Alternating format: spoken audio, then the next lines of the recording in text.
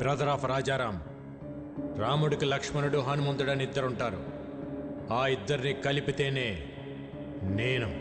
రేయ్, అమాయకంగా ఉన్నాడు, బెదిరిస్తే వంగుతాడు, మంచోళ్ళ ఉన్నాడు, భయపెడితే లొంగుతాడు, ఒంటరిగా ఉన్నాడు, తల దించుతాడు అనుకుంటే తప్పు. ఆయనకు ఒక తమ్ముడున్నాడు, అన్నంటే పిచ్చున్నాడు. వాడు మాటిస్తే నిలబడతాడు, కాదంటే కలబడతాడు, బెదిరిస్తే తిరగబడతాడు, భయపెడితే చంపేస్తాడు. ఏదో మాట చెప్పు అని తిరుగుతున్నారంట. చిన్నప్పుడు ఒక లైసెన్స్ కోసం నీ గోడౌన్ తగలబెట్టి తీసుకెళ్ళినోడిని. అలాంటిది నా అన్న జోలికొస్తే వాడిని, వాడి సామ్రాజ్యాన్ని నిలబెట్టి తగలబెట్టేస్తా. చెప్పు నీ అల్లుడు జీకేకి.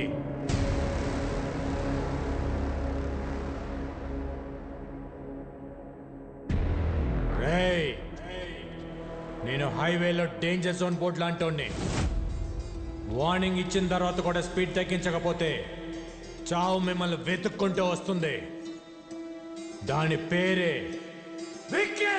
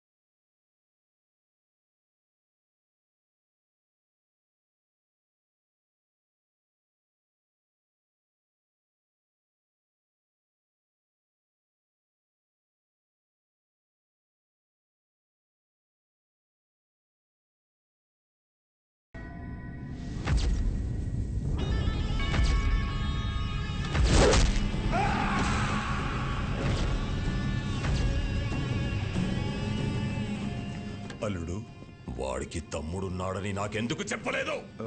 అది మొత్తం ప్లాన్ పాడు చేశాడు.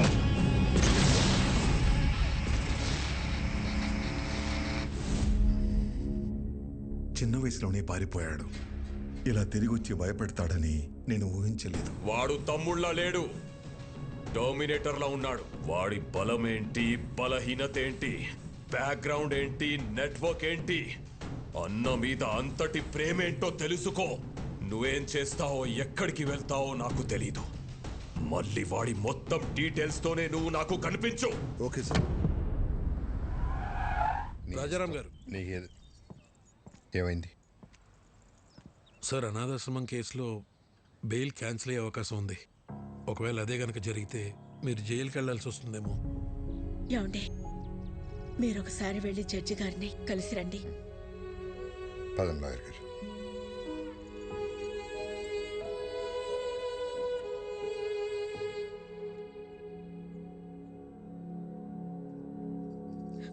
స్వామి, ఇంతవరకు నిన్నేమీ అడగలేదు.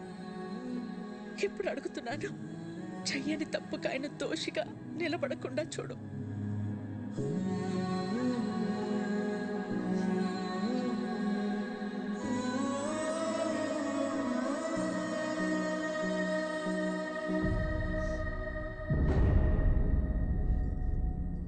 కనపడకుండా కన్నీళ్లు దాచగలవు, కానీ ఆ కళ్ళలో బాధ దాచలేవు.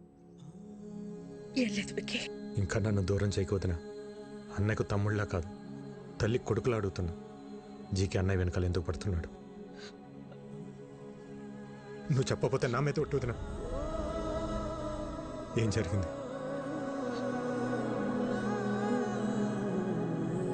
ఆర్గానిక్ వ్యవసాయం, ఆర్గానిక్ ఫుడ్ ఇంపార్టెన్స్ గురించి ప్రజలకు అర్థమయ్యేలా చెప్పడానికి మీ అన్నయ్య గత 20 సంవత్సరాలుగా చేస్తున్న సేవల్ని గుర్తించి ఇండియన్ ఫుడ్ ఫోరం వాళ్ళు అవార్డుతో సత్కరించారు. సర్వే భవంతు నిరామయః.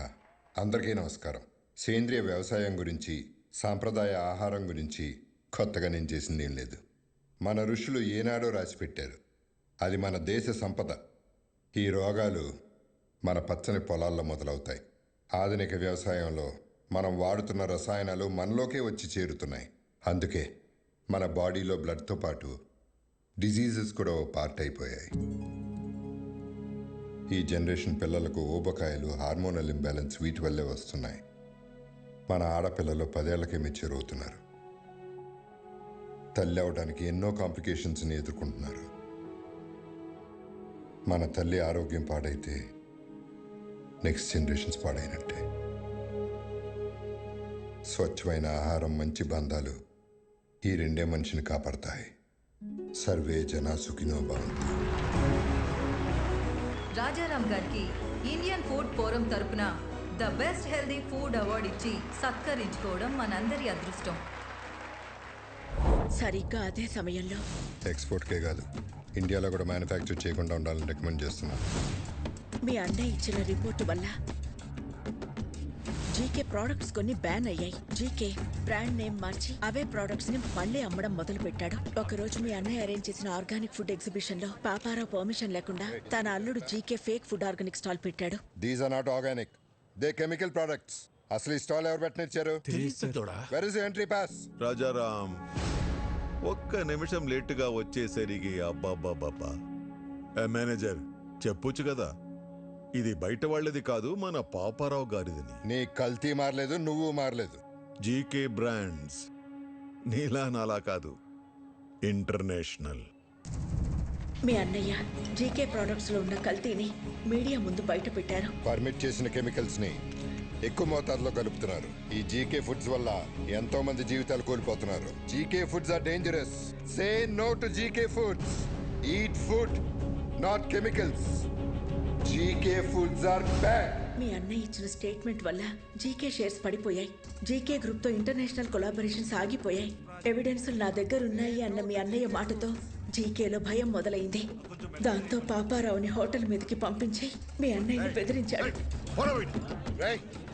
పాపారావు, భోజనం చేసే వాళ్ళని ఇలా అర్ధాకలతో లేపడం సంస్కారం కాదని నీకు తెలీదా? చూడు, మర్యాదగా జీకే ఫుడ్స్ గురించి నువ్వు ఇచ్చిన స్టేట్మెంట్ ను మాకొచ్చిన రాంగ్ ఇన్ఫర్మేషన్ వల్ల ఇచ్చానని ఒప్పుకుని మీడియా ముందుకెళ్ళి జీకే ఫుడ్ ఈస్ గుడ్ అని ఒక్క మాట చెప్పే, లేకపోతే చాలా కోల్పోతా.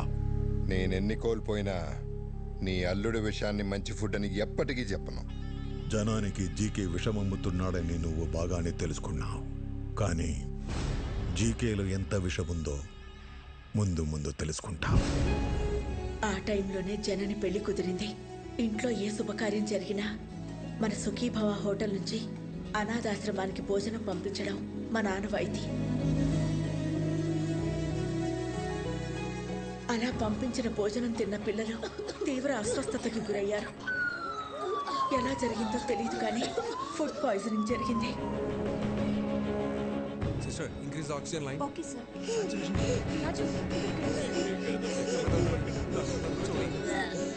It's okay, it's okay.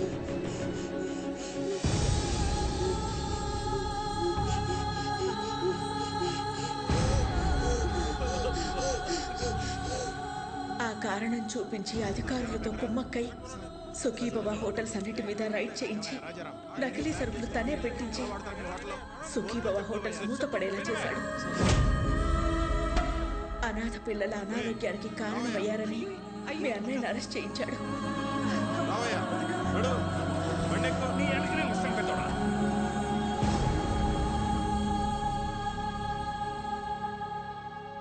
Bail మీద బయటకొచ్చిన మీ అన్నయ్యని బాధగా ఉంది కదా. నువ్వు నీ మాట వెనక్కి తీసుకోకపోయినా నీ దగ్గర ఉన్న ఎవిడెన్స్లు ఇవ్వకపోయినా ఈ బాధ నీతో ఆగదు. నీ ఫ్యామిలీలో ప్రతి ఒక్కరికి ఇస్తా. టోటల్గా నీ లైఫ్లో హ్యాపీనెస్ లేకుండా చేస్తా. రే, భయపడేవాడినే అయితే నీ లైసెన్స్ ఆపేవాడినే కాదు. నేను జైలుకి వెళ్తే మహా అయితే నా పరువు పోతుంది. భయపడి మిమ్మల్ని ఇలాగ వదిలేస్తే జనాలు ప్రాణాలు పోతాయి. నా పరువు కంటే నాకు జనాల ప్రాణాలే ముఖ్యం. దాంతో జీకే జనని ఎంగేజ్మెంట్ క్యాన్సిల్ అయ్యేలా చేశాడు. రండి బావగారు, నమస్కారం. రండి, కూర్చోండి. కూర్చోడానికి రాలేదండి. ఏమైందండి? మీ హోటల్ మూతపడితే మాకు వ్యాపారాలు ఉన్నాయి కదా అని సర్దుకున్నాను. మీరు అరెస్ట్ అయినప్పుడు కూడా సొసైటీలో పెద్దవాళ్ళ మీద కేసులు కామన్ కదా, బయటపడతారులే అనుకున్నాను. కానీ ఇప్పుడు కోర్టులో విట్నెస్లు మీకు ఎగ్నెస్ట్గా ఉన్నాయండి. శిక్ష పడితే మీరు దోష అవుతారు. అందుకే ఈ ఎంగేజ్మెంట్ క్యాన్సిల్ చేస్తున్నా అని చెప్పడానికి వచ్చానండి. ఉంటాను.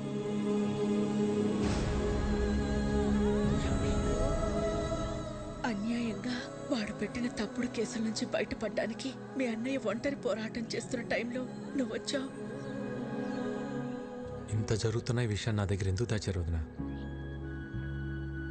బాబాయ్, ఎట్టి పరిస్థితులను విక్కీకి మన ప్రాబ్లమ్స్ గురించి తెలియకూడదు.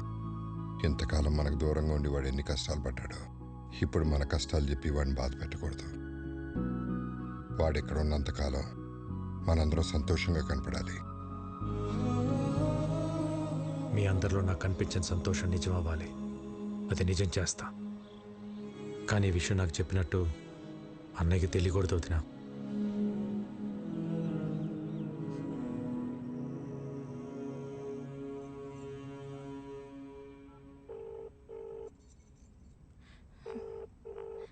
You are calling is not answering. Please call again later. Person you are calling is not answering. Please call again. Phone lift చేయడు.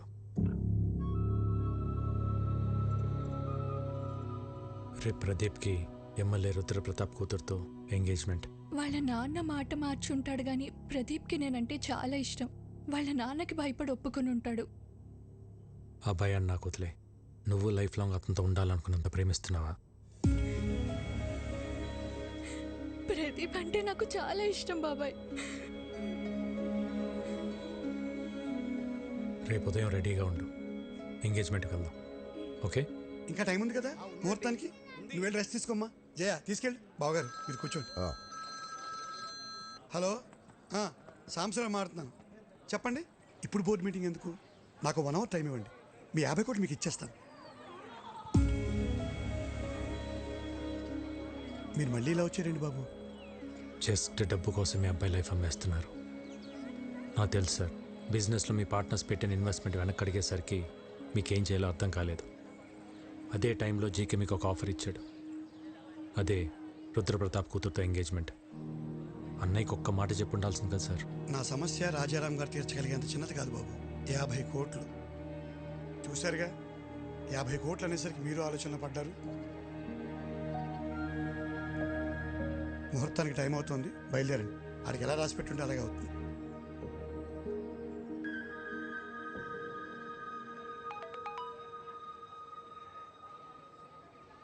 యాభై కోట్లు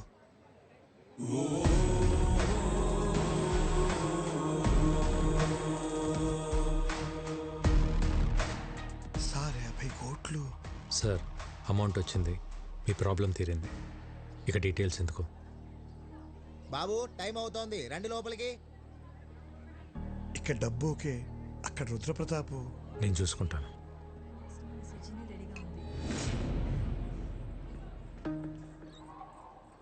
ఎవరు నువ్వు?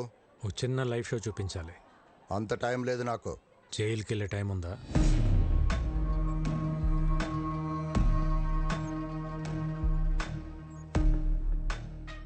సిబిఐ ఆఫీస్లో నా మనిషి ఉన్నాడు.